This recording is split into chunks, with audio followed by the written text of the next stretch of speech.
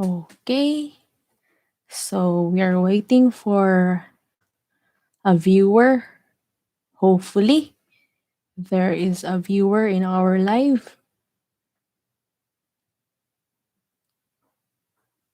Okay, so there is one viewer. Okay, let's start. First of all, I will teach you all about philosophies. Philosophies in education that will connect to each other. So there are three genres. First is classical, modern, and contemporary. I repeat, classical, modern, and contemporary. Again, classical, modern, and contemporary. Do you remember that the first philosophy is naturalism? Can you say in yourself that is naturalism? Okay, it is naturalism. It is simple, in other words, to identify it easily, it is nature. Can you repeat it to yourself? Nature? Okay. So, if you teach about philosophy, it would be easier because there is a flow of a story to my discussion. Agree? It is easier to teach or talk about philosophy when there is storyline. So listen carefully and attentively so that you will understand. It's so hard to study that you cannot express what you learn. So in other words, in the flow of my story about philosophy, you will able to learn and you will able to share the story also to another person you wanted to share with. Okay, again, let's talk about naturalism. Say naturalism to yourself. Let's talk a scenario about a boy with his mother lost in the forest and he found his mother dead because of the wild animals. And then the boy taught all the aspects of the animals in the forest. He grew up in the forest, so it is nature. It is natural life for him there because he adopt the lifestyle in the forest surrounded by animals, of course. But there is one thing that will make a boy a whole person, which we call it humanism. Again, what we call it? It is humanism. Humanism or humanistic education means whole. It is behind under Montessori. Again, it is Montessori. The child, when they go to school, it is not more focusing on 3 R's: the reading, arithmetic, or writing, or reading, writing, and arithmetic. It should be whole. It should be done as a whole. So the child, like for example, knows how to cook, knows how to do the chores, or everything he wanted to. That is being a whole person. So the question is, Montessorial education is humanistic. So it means that Montessori is humanist, right? He is humanist. Another example is that a child is crawling after few months. He knows how to walk, and is it walk is learning? Yes or no? Is it yes or no? So it is not learning. Walking, when a child is starting to walk, it is not learning, but it is developing. There is a development when a child knows how to walk, right? He is learning at the same time he is developing by himself or herself. That is the difference between learning and development. Even if you teach a person doing because they will do, you cannot teach a person if he will do it by himself. Of course, development, that is development. Development is qualitative, of course, and while quantitative is growth. That is a difference between qualitative and quantitative.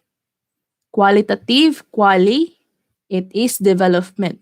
And quantitative is growth. Always remember the difference between the two. The difference between the learning and development, the difference between the quantitative and qualitative. That is the difference between learning, development, and growth. So we have now learning. Is it the child will be able to learn alphabet if you will not teach him or her? Definitely not. They cannot learn alphabet if you will not teach him or her. That is, if you cannot hear, you cannot speak, correct? Am I right? If you cannot hear the words or the word, the sentence, you cannot learn to speak because you cannot hear. You cannot hear. As teachers, they must know what's learning and what is development, of course. Learning and development have difference. Sometimes teacher cannot realize that they have mistake between learning and development. Of course, every people have mistake between the two. If they cannot know, they will not know what is learning or difference between learning and development. And when humanism, we call it whole, right? Humanism is whole. So we change it, or if we change the whole being of a person, that is called behavior. Of course, when we change the whole being of a person, that talks about behavior. We go to behaviorism. We cannot measure the things we cannot see, right? How you will be able to learn or you will be able to measure if you cannot see it, right? So, do you make or establish an objective? If you make an objective, what is it called? It is behavioral. So let us say teacher will be able to learn enumerate three types of choo-choo. So is that correct objective? Is that a correct objective?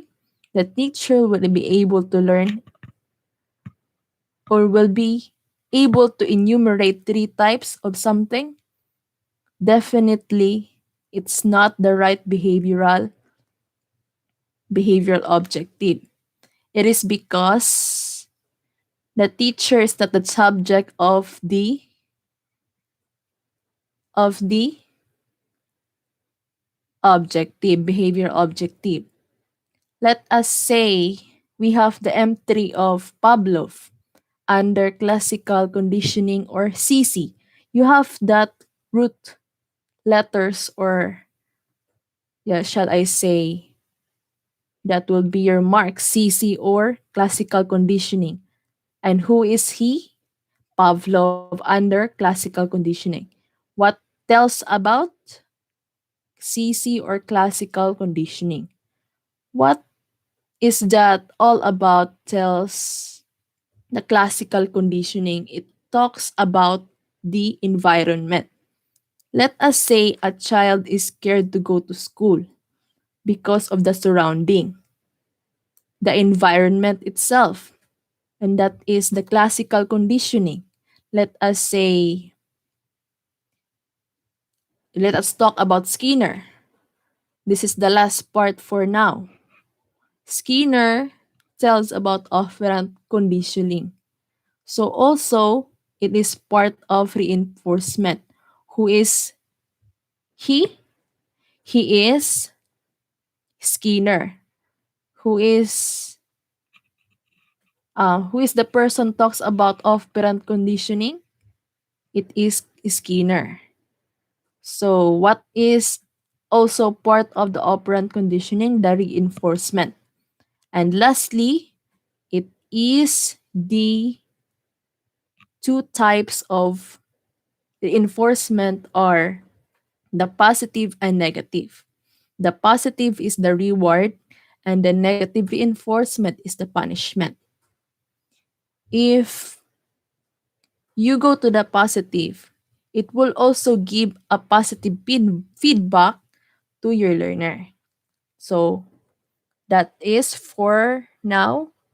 And thank you for listening for a little bit discussion because I'm pretty bored and I want to learn something and share something about what I am reading right now.